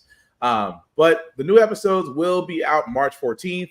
Again, I'm looking forward to it. There's nothing more I can say about Invincible. If you did enjoy the Robert Kirkman led run so far, I've got no issues with it. It's kind of like right up there with The Boys, in my opinion. So, yeah, there's no more to it except to just see what happens to Mark, especially his dad, because his dad is having an existentialist crisis right now. But Tafari, what do you think? If that is Homegirl that we talked about on our show previously, like I said, Death by Snoo Snoo is going to have a whole new meaning. Ooh, yeah, that part. For all those that don't know, I'm going to say this: read the graphic novel, and you'll understand why.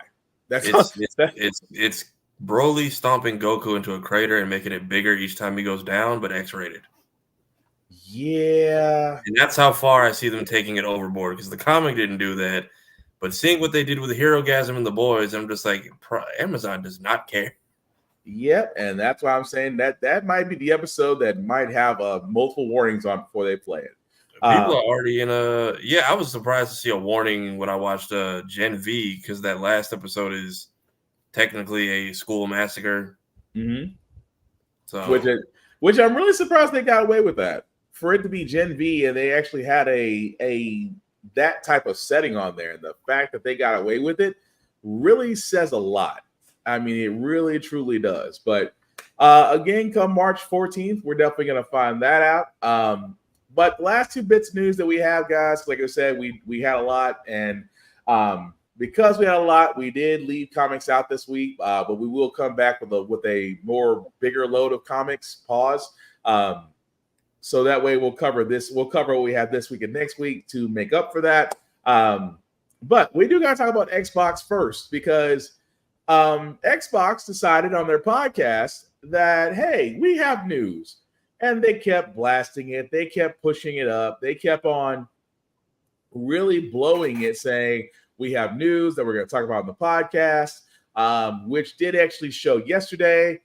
And the news that they talked about, before we go really deep into that, number one, 4 Xbox games are coming to other platforms.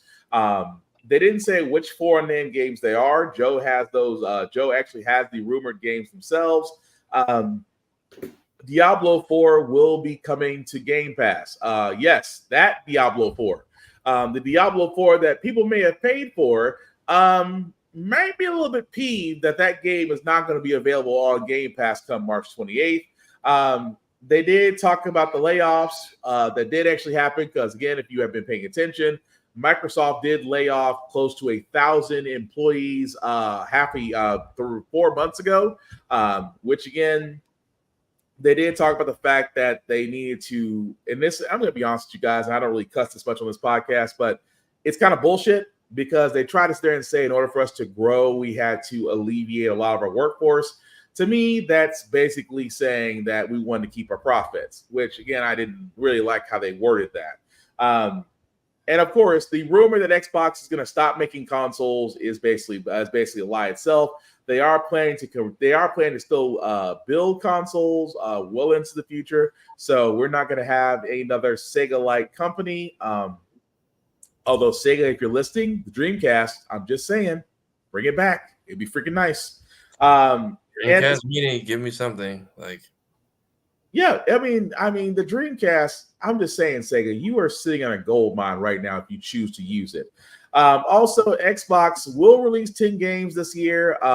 Again, a lot of the games you already know about. Hellblade 2, Indiana Jones will be coming up, but they didn't say anything more from that.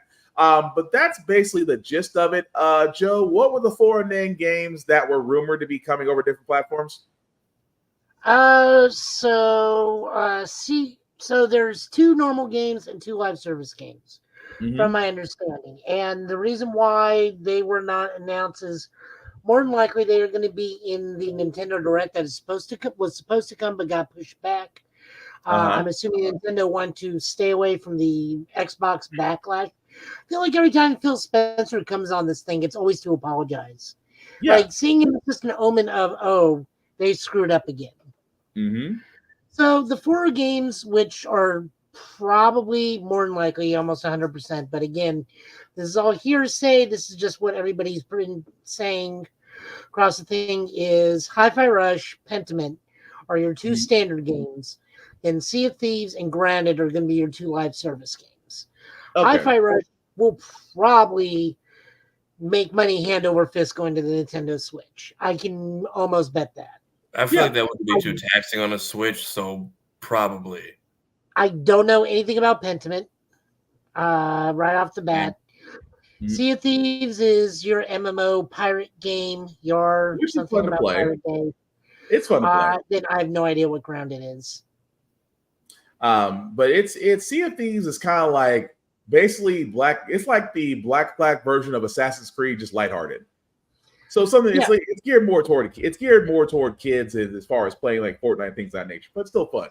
But the thing I say about go for it.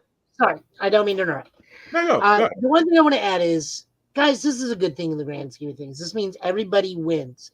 Mm-hmm. If you are our age and are still thinking there is a console war going on, you are hurting the industry. Yeah. There's no reason for this anymore. Like, there's no reason to be in a Nintendo camp. Nintendo has since the GameCube, Nintendo says, we're not in this anymore. We're going to march at our own pace. Mm-hmm. So it's gone to Xbox and Sony. And at first, they had a healthy competition. Now, in the grand scheme of things, as we're getting older, like, what does it matter who's on what? Like, from us, you have any idea how quickly we would buy Killer Instinct on PlayStation? That's true. Like, in a heartbeat. Yeah. The online scene itself would explode if Killer Instinct went multiplayer. Oh, yeah. Like, every game would be dead. Like, it would be the new Tekken 8. Yep. Which is pretty solidly burying everybody else right now. I mean, as much as I like Street Fighter right now, as much as I love Street Fighter, it is kind of burying everything. Yeah. Which, by the way, you can go watch my games over on Total Justice Gaming. I am playing it over there. But shameless plug aside, that mentality needs to go. Microsoft is a software publisher to begin with. That is their bread and butter. Console hardware is not their thing. Yeah. Microsoft is a program. We run Windows on just about everything. Our PCs are not Microsoft PCs. They're Dell, they're Packard, they're Homebrew. They do not. Okay, actual real question for you, Will. Does Microsoft actually make like tower hardware? Used to. Not anymore. Okay, used to. Once upon a time. Yeah, once upon a time they did, but not anymore. Like, the only thing I don't understand that people getting arms up is like, well, Game Pass should come to this. Like, Game Pass is not going anywhere. Game Pass is the only thing keeping the Xbox hardware alive. Yeah. If you can get an S, which is cheap, you don't need to buy a game for it. Just get Game Pass. That's all you need. And that's and just to add to that, because for me, the entire Xbox podcast to me was a miss. This kind of felt like this could have been an email of a podcast. Because I learned today they had a podcast. Yeah. And on that podcast, they usually announce games. Like, you'll get some game announcements, you'll get some interviews with the game developers, really some cool stuff. But this particular podcast, it was like, what? This feels like one big ass apology that was unnecessary. Like, okay, you could have told us what games you have coming out. You could have told us what games are going to be exclusive. You could have told us, this whole A, B, and C. I didn't get the whole layover. I did not get the whole layover excuse. There was no reason. You laid off 1,000 employees. You laid off 1,000 employees from Microsoft. You're telling us, the consumer, that everything is fine.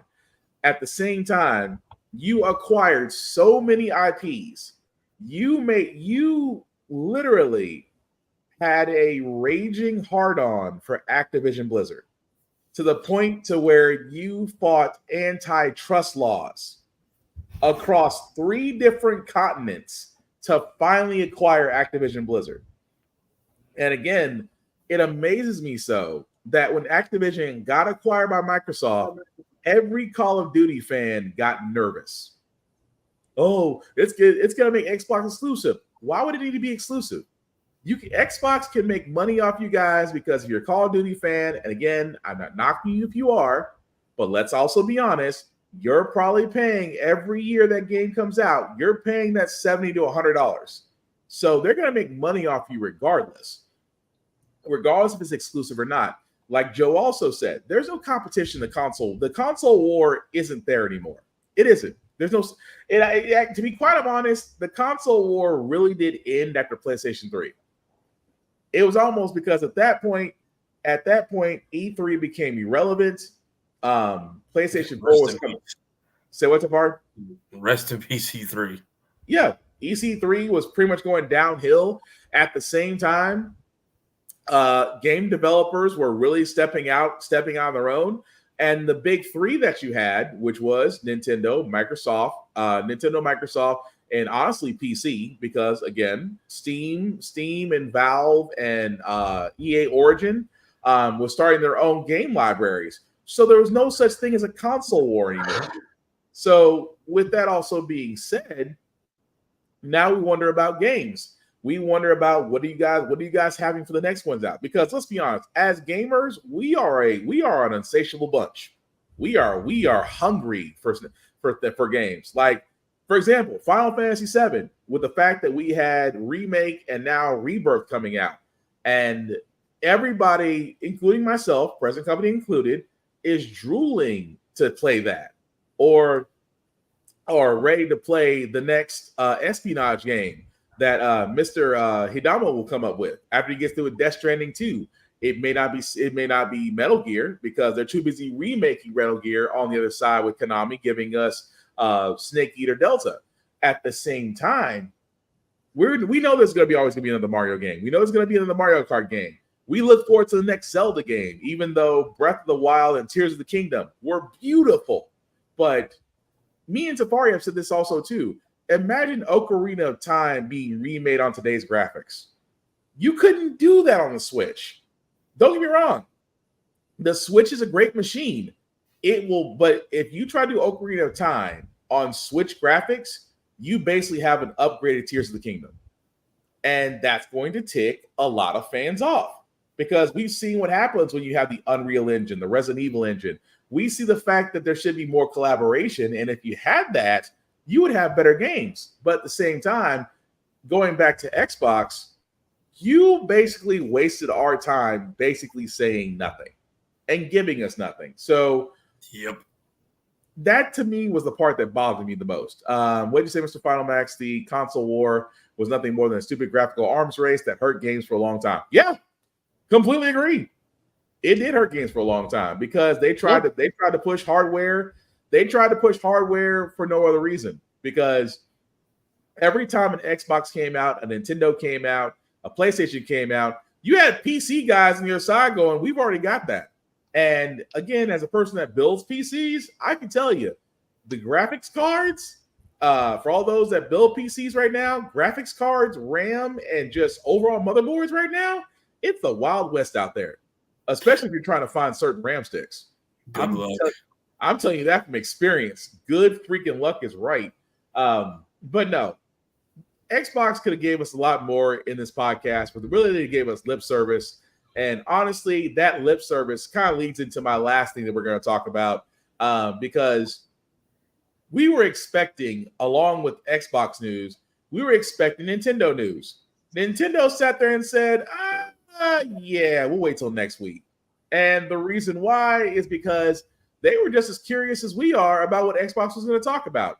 So Nintendo did have a direct that was supposed to happen this week, but because of Xbox's business update, they decided that, yeah, we're going to wait till next week to talk about it. And again, Nintendo Direct has usually had some great releases. I mean, the last couple of ones, I believe, were Pokemon, Monster Hunter, Tears of the Kingdom updates. I know I'm missing another game they were talking about that got released as well. Say one more time, Joe. The Peach game. Oh, the Princess Peach game. Yeah. So Nintendo knows where its bread and butter is. Honestly, they know where their bread and butter is. They know that a lot of their games are family oriented, or even games that we love, like Metroid. I would love another Metroid Prime game. I would love to see, dare I say, another Mega Man game. I would love to see Capcom give us something. But I mean, we won't find out what Microsoft is going to do till next week, but I hope that Microsoft has learned from. I would hope that Microsoft has learned from. I'm sorry. I would hope that Nintendo has learned from Microsoft, and hopefully will give us a better direct. But guys, just as we were kind of wrapping this up here on this subject, if we're expecting anything from Nintendo Direct next week, what do you guys think we're going to get? What do you guys think we're actually going to see or hear about?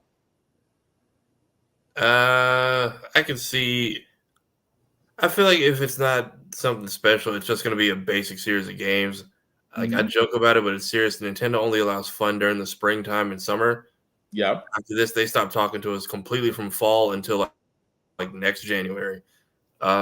Also, I saw something about like Sakurai is officially done today, so I wouldn't be surprised if he comes on screen to basically say goodbye forever once this is done. I can see that, and possibly a tease of the Switch 2 because that's trending again. Yep. Oh, maybe a Mario Kart announcement. I mean, it is They've been doing good with the DLC packs of Mario Kart, so we could get a new announcement for some tracks. Yeah, which I would not be. And again, I would not be against that. But Joe, what do you think? Well, if it was up to me, I'd have them announce the Zelda HD collection for the Wind Waker and the other games that are still trapped on the Wii U and whatnot. But Twilight Princess, Twilight Princess. I would want those to be on the Switch. I don't know why they're not. I see that as a missed opportunity. There's a chance in the far, far distant future they could finally announce the mythical unicorn that is the Switch 2. Or the unbelievable diamond-studded unicorn that is Metroid Prime 4. That is a unicorn that, you know what? Let me not say that. That's a unicorn with the winning lottery ticket. They would need to show the Switch 2 effectively running Mortal Kombat 11. That part. But again, it makes me wonder. 1. But I mean, if you really think about the Switch 2, what more could they go from that? I mean, they did. I mean, when the Switch first came out, it was brilliant. You did a portable game that had a stand that multiple people can play with from Jump Street, and you had a library of games. You had the Nintendo channel, Sega channel, Super NES channel, and I think now N64 channel, to where you can play different games in the library via subscription service. What more can we expect out the Switch outside of updated graphics and maybe expanded memory? That's all we really need. Because that's all you're getting. I mean, I can't think of anything else, because the portable gaming system that they came up with is a working solution. We could probably also see a Pokemon announcement. If either it is remakes of Soul Silver or Heart Gold, or the Black and White remakes, or new Pokemon Legends. I can see that too. And also, a GameCube channel. That's another one. If they decide to go that route. Online services or online lobbies added to some of the older games, possibly. Yeah. Or some games. I question the GameCube channel, because we're getting most of the GameCube games that were on there already remade. So, like our Luigi's Mansion or Paper Mario Thousand Year Door, all the GameCube tracks are already in Mario Kart 8 via DLC. Like, unless you guys really want Wave Race. Wave Race 64. Yeah, Wave Race on the from the GameCube, or like I only want one game that was stuck on the GameCube. It's never coming, but I would like Hulk Ultimate Destruction. You'd be surprised. You'd be surprised. Beautiful Joe. That's another. I got that one on. I had to get that one on PS2 because I got the wrong copy on GameCube. I don't know why Dante was PS2 locked. But I'm just saying, just for Nintendo, like I said, not there being a console war, Nintendo could really stand out. That's why I'm wondering with the Switch 2, if they're doing anything. I would like to think it's an increase in hardware, but I hope they stay with the portable idea. The portable idea is what makes it work for them. The portable idea is where Sony tried to do that little PSP handheld console, and that's a whole nother mess. Xbox didn't even try it. which again is smart because for Xbox you can really just have an app on a internet handy device. You can play your Xbox from anywhere, which again, smart, great, not knocking it. But yeah, it's the whole idea of just what they come up with next week is just going to be an interesting question. That's about the best way I could put that. But again, Xbox truly do better. That's all we're saying. But like I said, guys, we're going to pretty much leave it there because, again, we had a lot of trailers and news. Sadly enough, we did not have time to do comics. We will cover comics and then some next week, next Friday.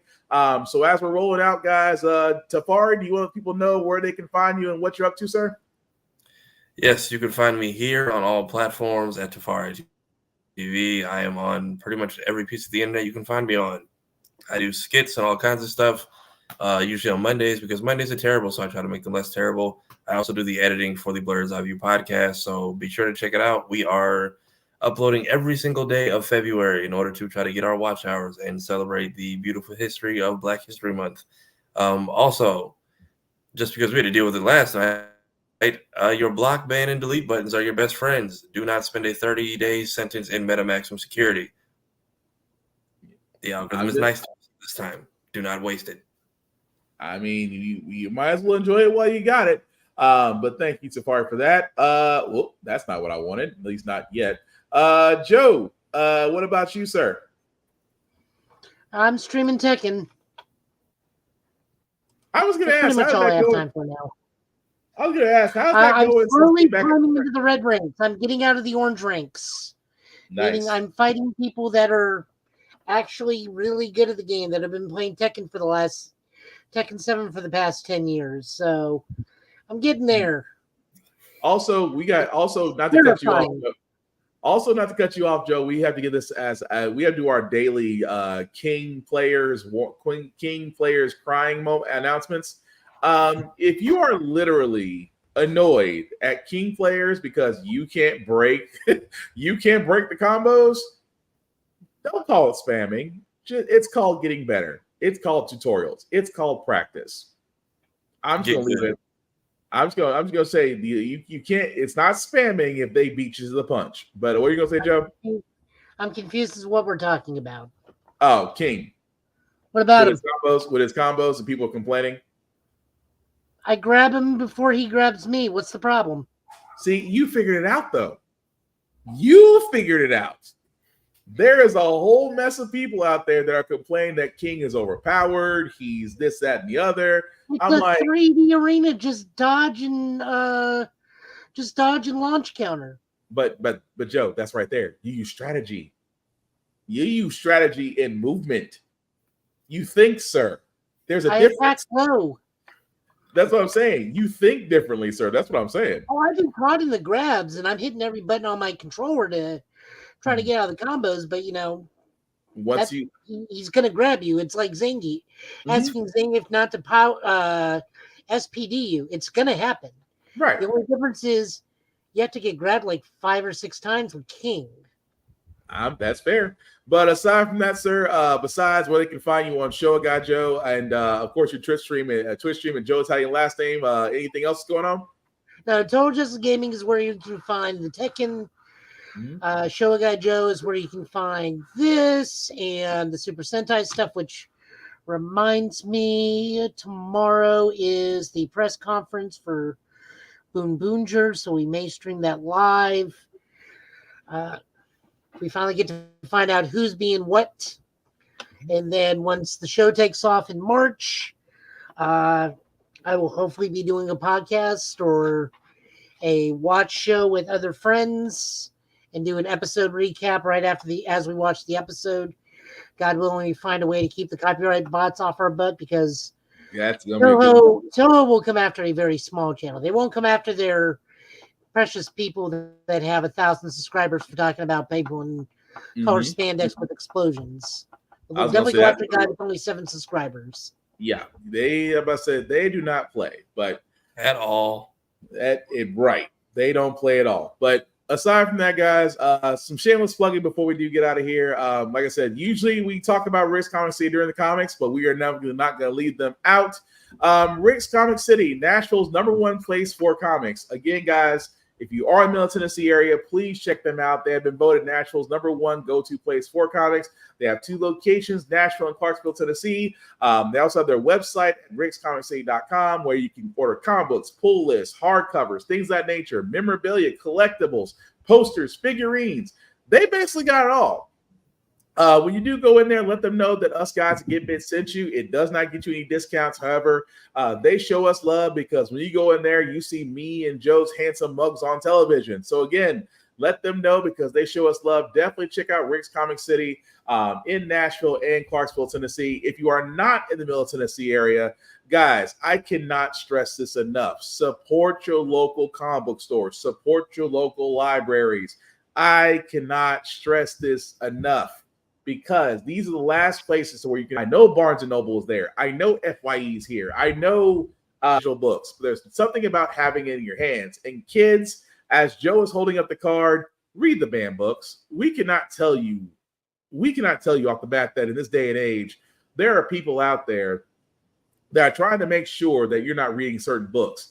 As Mr. Stephen King once said himself, read the books they don't want you to read because there's something that you should know they don't want you to find out. So kids, at the library, definitely ask for the banned book list. You will enjoy it. At the same time, guys, support your local comic book stores. You won't know what you find in these small stores. Definitely shop small because you can find a collection that you want in these stores. You may actually find a hard-to-find item that you never thought you'd run into, or a collectible. But again, let's keep these doors open by shopping there and not the big places. I know the temptation, but let's shop small. Let's stay at our local libraries. Let's stay at our local comic book stores. And honestly, that's going to keep the world going, in my opinion. Also, read the banned books. Also, let me point out BlurredStation.com. Myself, Safari, and others are a part of this conglomerate that is for people of color and for blurs. If you like comics, they have it. If you like mangas, they have it. If you like television shows, they have it. If you have entertainment, it is all there. You can basically log in, and if you'll be so kind to select the Blurred's Eye View Affinity membership, select any Affinity member there. And again, it's $10.99 a month. Yes, $10.99 a month.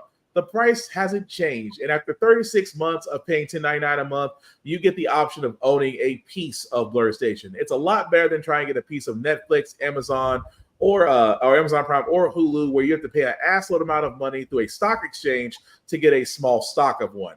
This is a hell of a lot easier. So definitely check out BlurredStation.com, guys, because again, it's basically something for us, by us to enjoy, but we honestly cannot do it without you. Also, at the same time, if you are a content creator looking for a new home, also check out Blurred Station and go to the FAQ section, and you'll be able to talk to someone about your content. Because the beauty part about Blurred Station is, guys, the content that they show there is yours to keep. They are only wanting the distribution. And I don't know about you guys, in the day and age where content is king, owning something is great. You definitely do not want another Tubi situation. As for myself, guys, you can find me BlackBox447 on all the socials. I do reviews on mostly everything, even gym stuff, because I like to try to stay in shape. Again, the link that is trolling at the bottom, guys, if you'll copy and paste that link into your browser, it'll take you to our link tree. That's YouTube and Facebook groups for all of our podcasts. How the Frack We Got Here, Get Bit, and Offense podcast. Like, share, subscribe, follow, tell people about it. We cannot stress this enough, that we cannot do this without you. We need your, and again, I'm not just talking donations, but hey, like every religious organization, we're not going to say no to donations, but sharing is free. Following is free. Telling people about it is free. Word of mouth is free, guys. And like we say here at Get Bit, we cannot do this without you. So thank you to everybody that liked, that commented, that followed, that shared. Again, from me and Joe and Safari, thank you for the bottom of our hearts. But again, the mission isn't done. We simply cannot do any of this without you. So with that also being said, as we wrap this up, guys, again, we'll be back here next Friday, same Get Bit time, same Get Bit channel. Again, we will have a lot more comics. Like I said, we're definitely going to catch up on that and try to basically make up for it, because again, there's a lot of great comic stories out there. Beyond that, before that, guys, any last words we call tonight? No. Man, have a good weekend, everybody. So the last thing I'll say about Get Bit, guys, again, it's all about fandoms. We love them, we share them, we discuss them, we debate them. The last thing we need to be, guys, is gatekeepers and toxic fans. We do not want to turn people away from the things we love. We want them to embrace it, find their fandom, and hopefully do the same thing, because there's peace in fandom, there's love in fandom, there's support in fandom. What we don't need, in the words of Will Wheaton, are dicks in fandom. Because again, nobody should be a dick when it comes to sharing something that you love. So with that being said, guys, thank you all for watching. Well, of course, the playback will be on this tomorrow. We still want to know your opinions on everything that we talked about tonight, guys. And again, so very much, thank you from the bottom of our hearts for watching. Definitely like, share, follow, subscribe, all the great things. And on top of that, don't be a dick. Peace.